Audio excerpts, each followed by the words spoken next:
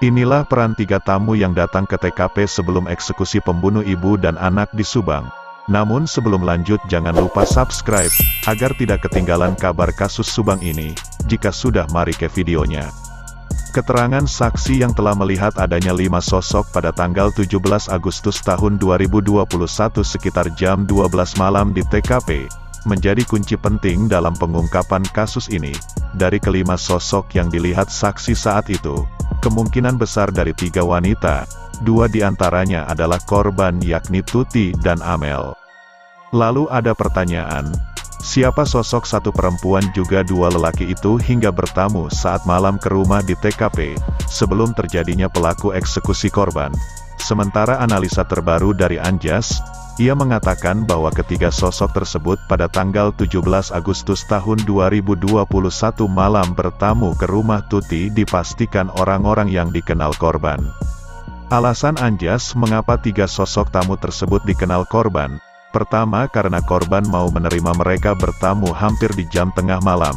Alasan lain, sampai mereka makan nasi goreng dan makanan lain di rumah Tuti. Karena dari keterangan Yosef, jika dilihat dari bekas nasi goreng yang ditemukan tim penyidik, nasi goreng tersebut tidaklah dimakan oleh Amel, karena dari foto-foto itu, tidak sesuai dengan kebiasaan Amel saat memakan nasi goreng yang dibeli dari luar. Anjas yakin bahwa ketiga tamu yang datang ke rumah Tuti saat itu, terkait dengan kasus pembunuhan ini, karena keberadaan mereka waktunya dekat sekali dengan eksekusi, juga dari keterangan hasil otopsi. Pertama, menyebutkan bahwa pembunuhan pertama terjadi sekitar pukul 11.30 malam tanggal 17 Agustus tahun 2021. Kemudian dikoreksi lagi pada hasil otopsi kedua bahwa waktu kematian pertama sekitar jam 1 atau jam 2 dini hari pada tanggal 18 Agustus tahun 2021.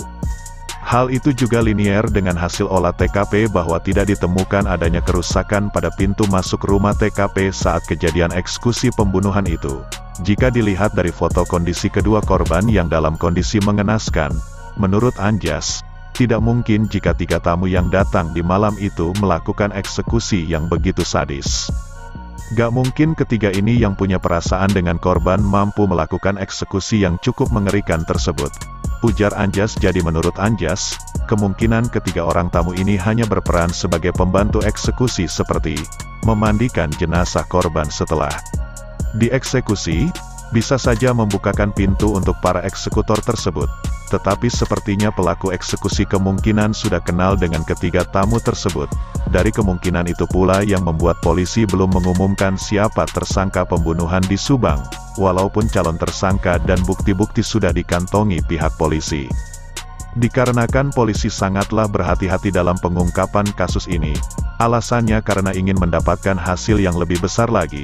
Yang dimaksud, polisi bisa saja ingin mengungkap tersangka, pelaku, tetapi juga dalang, juga orang-orang yang membantu serta orang-orang yang mengetahui kejadian tersebut.